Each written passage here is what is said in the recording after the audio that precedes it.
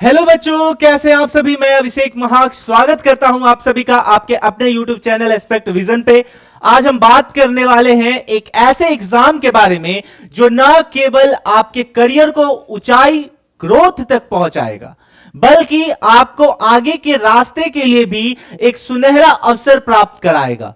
बच्चों, अगर आप उत्तर प्रदेश से संबंधित हैं, आप वहां के डोमिसाइल हैं, आप वहां के नागरिक हैं और अपना जो भविष्य है वो मेडिकल के क्षेत्र में उठाना चाहते हैं, लेकिन पैसे या आर्थिक तंगी के कारण आप इस क्षेत्र को सोच रहे हैं कि मैं छोड़ दूं, तो आपके लिए एक सुनहरा अवसर है। आप इस एग्जाम के माध्यम से आप अपना करियर न केवल ऊंचा स्तर पर ले जा सकते हो, बल्कि वहां से आपके लिए इतने ऊंचे रास्ते खुल जाएंगे, इतने वैरायटी ऑफ रूट्स खुल जाएंगे कि जहां से आप चाहो तो रिसर्च के सेक्टर में जा सकते हो, अगर टीचिंग के सेक्टर में जाना चाहो तो वहां जा सकते हो, अगर स्पेशली आप अब्रॉड जाना चाहो तो वहां भी जा सकते हो और अपना नाम जो है मेडिकल के सेक्टर में बना सकते हो।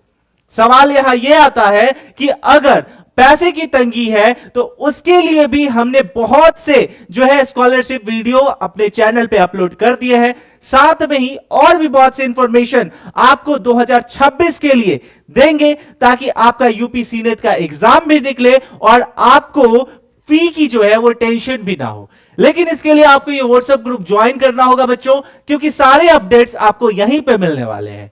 चलिए, इसका जो लिंक है वो हमने डिस्क्रिप्शन और कमेंट सेक्शन में दे दिया है, वहां से आप ज्वाइन कर लीजिएगा। अब बात करते हैं अपने मेन टॉपिक के ऊपर कि यूपी सीपेट क्या है, किसके द्वारा ये लिया जाता है और इसमें कौन कौन सी जो है वो प्रक्रियाएं होती है। सबसे पहले मैं बता दूं कि यूपी सीपेट का एग्जाम उत्तर प्रदेश में कंडक्ट होता है और इसको कंडक्ट करने वाली जो बॉडी है वो ABBMU है, अटल बिहारी वाजपेयी मेडिकल यूनिवर्सिटी, और इसका फुल फॉर्म है UP common paramedical entrance test यानी यूपी सीपेट। इसमें आप एग्जाम देने के बाद जो है आगे की पढ़ाई करते हो और पैरामेडिकल के क्षेत्र में अपना करियर जो है वो उज्जवल करते हो। आने वाले समय में paramedical one of the best career growth हो सकता है, क्योंकि इसकी डिमांड जो है वो बहुत ज्यादा है। अब इसके बारे में और इसकी स्ट्रैटेजी को समझाने के लिए मैं आपको इसके ऑफिशियल साइट पे लेके चलूंगा आप सभी को। ये आप देख सकते हैं बच्चों, ये आपका जो है ऑफिशियल साइट है, यानी 2026 में अगर आप एग्जाम दोगे तो सारे अपडेट्स जो है आपको यहीं देखने को मिलेंगे। अगर मैं बात करूं अटल बिहारी वाजपेयी मेडिकल यूनिवर्सिटी उत्तर प्रदेश की, तो इसको आप ऊपर की तरफ स्क्रॉल करोगे तो आपको यहां पे देखने को मिलेगा सीपेट। ये अभी 2025 जैसे दिख रहा है, ये 2026 दिखेगा। जब आपका नोटिफिकेशन आएगा, जब आपका एग्जाम होगा, रिजल्ट आएगा, काउंसलिंग होगा, उस दौरान। लेकिन बच्चों, आप सभी को समझना पड़ेगा कि एग्जाम कब होता है, अगर एग्जाम होता है तो उसमें क्या क्या पैटर्न पूछे जाते हैं। तो इसी सब जानकारियों को देने के लिए आप सभी के समक्ष जो है इसके ऑफिशियल साइट से हमने ये डेटा कलेक्ट किया है और आपके सामने जो है ये प्रेजेंट कर रहे हैं, और अच्छे से समझिएगा। इस एग्जाम को देने के लिए जो है, जैसे ये आप देख सकते हो, ये 25 का जो है सारा डिटेल दिया हुआ है, तो आपको जो है वो प्रॉपर जो है वो 2026 के लिए तैयार होना है। यानी कि अगर मैं देखूं, ठीक है, आप सभी को बता दूं तो यहां पे देखो, जैसे कि 18/6/2025 में 2025 वालों का एग्जाम हुआ था, यानी छठा महीना के लगभग में हुआ था। तो आपका भी जो एग्जाम होता है वो छठे महीने के लगभग में ही होता है।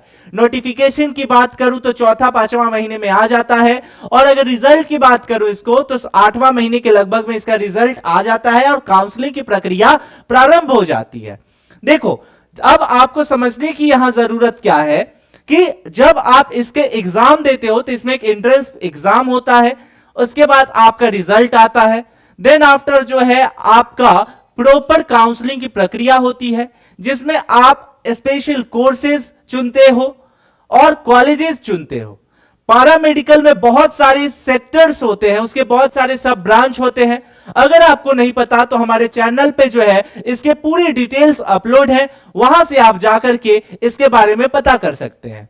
फिलहाल आगे अगर मैं बात करूं तो जनरली इसका जो एग्जाम होता है बच्चों, वो टोटल 120 क्वेश्चंस देखने को मिलते हैं। ठीक है। इस एग्जाम में सिर्फ और सिर्फ जो है OMR सीट के लेवल पे एग्जाम होता है। आपको मल्टीपल चॉइस क्वेश्चन देखने को मिलेगा, उसमें आपको ABCD विकल्प में चुनना होता है, ठीक है। अगर मैं बात करूं तो ब्लैक बॉल पॉइंट पेन का यूज कीजिएगा। ये मैं आगे भी इंफॉर्मेशन दूंगा, लेकिन जस्ट फॉर नॉलेज पर्पस में बता रहा हूं आपको। देखो, अगर इसमें 120 क्वेश्चन आते हैं, आपने सही उत्तर दिया तो उसके लिए आपको 1 अंक दिए जाएंगे।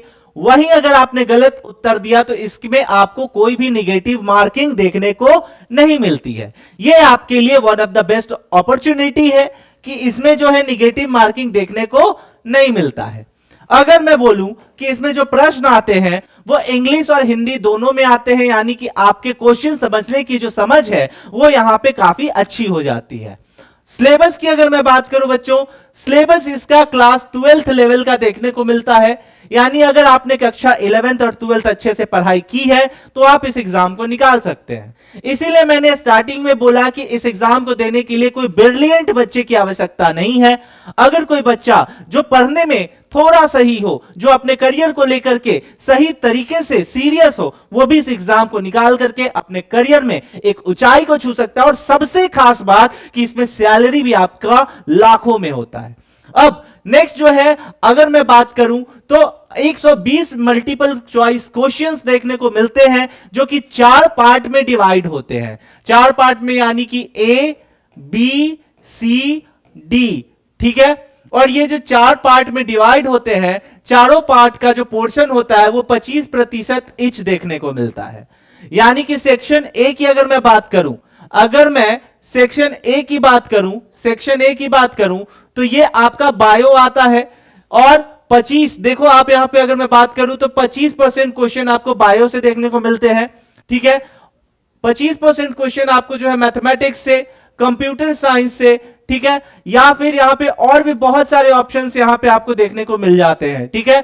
अगर आपके पास बायो है, मैथमेटिक्स है, कंप्यूटर साइंस है, इलेक्ट्रॉनिक्स है, स्टैटिक्स है, ठीक है, साइकोलॉजी है, तो हर जगह से सेक्शन ए में विकल्प होता है। जब आप फॉर्म भरोगे तो वहां पे हम आपको जो है आगे बताएंगे, अलग अलग कोर्सेज के लिए अलग अलग एलिजिबिलिटी क्राइटेरिया होती है, ठीक है। अगर कुछ कोर्सेज के लिए आपको मैथ की रिक्वायरमेंट है तो कुछ कोर्सेज के लिए बायो की रिक्वायरमेंट है, वही कुछ कोर्सेज के लिए कंप्यूटर साइंस की रिक्वायरमेंट है, ठीक है। ये चीज आप समझ गए होंगे। देन आफ्टर जो है मैं बात करूं सेक्शन बी की, तो यहां पे आपको केमिस्ट्री की रिक्वायरमेंट होती है और केमिस्ट्री आपको क्लास 12th लेवल पे अच्छे से पढ़ना होता है। सेक्शन सी में आपका फिजिक्स होता है जिसमें 25% होता है, ठीक है। सेक्शन डी जो है आपका इंग्लिश और जनरल नॉलेज का होता है। यानी इन शॉर्ट अगर मैं बोलूं आपको, सेक्शन ए में आपका ऑप्शन होता है, अगर वो ऑप्शन आपके कोर्स के ऊपर डिपेंड करता है। रेस्ट ऑफ जो सेक्शन होता है उसमें आपका फिक्स्ड होता है और वो आपको पढ़ना होता है। ये सारे जो है आपको प्रॉपर क्वेश्चन देखने को मिलते हैं।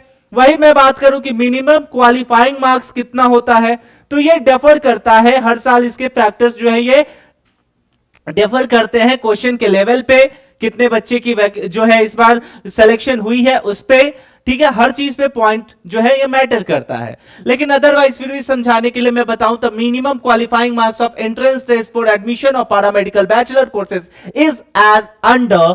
जनरल के लिए 50 परसेंटाइल, जनरल पीडब्ल्यूडी के लिए 45, SC ST OBC के लिए 40 और SC OBC PWD के लिए 40 परसेंटाइल देखने को यहां पे मिल जाता है। रेस्ट ऑफ आपको अभी यहां पे समझने की जरूरत नहीं है कि एग्जाम कितने बजे से होगा, वो जब आपकी समय आएगी तो वहां पे आप समझ सकते हो। अब आपके पास समय कम है बच्चों, आपको 2026 का टारगेट लेना है। अब आपको एक ऐसे एग्जाम के बारे में नॉलेज हो चुका है जहां से अगर आप पढ़ने में कमजोर भी हैं तो कोई फर्क नहीं पड़ता, आप परिश्रम करके वहां पे जो है उसको अचीव कर लीजिएगा। क्योंकि कहा गया है ऑलवेज कि कोशिश करने वालों की कभी हार नहीं होती। सुने हो ना, नन्ही चींटी जब दाना लेकर चलती है, चलती दीवारों पे 100 बार फिसलती है, फिर भी उसकी कोशिश बेकार नहीं होती। कोशिश करने वालों की कभी हार नहीं होती। आई होप कि ये वीडियो आप सभी के लिए इंफॉर्मेटिव हो। इस वीडियो को आप कहां से देख रहे हैं कमेंट सेक्शन में जरूर बताइएगा। और अगर कोई भी डाउट इस एग्जाम से रिलेटेड आप सभी के मन में है, आप कमेंट सेक्शन में और व्हाट्सएप ग्रुप में बेझिझक पूछ सकते हैं। मिलते हैं अगले वीडियो में, तब तक के लिए स्टे सेफ, टेक केयर, जय हिंद।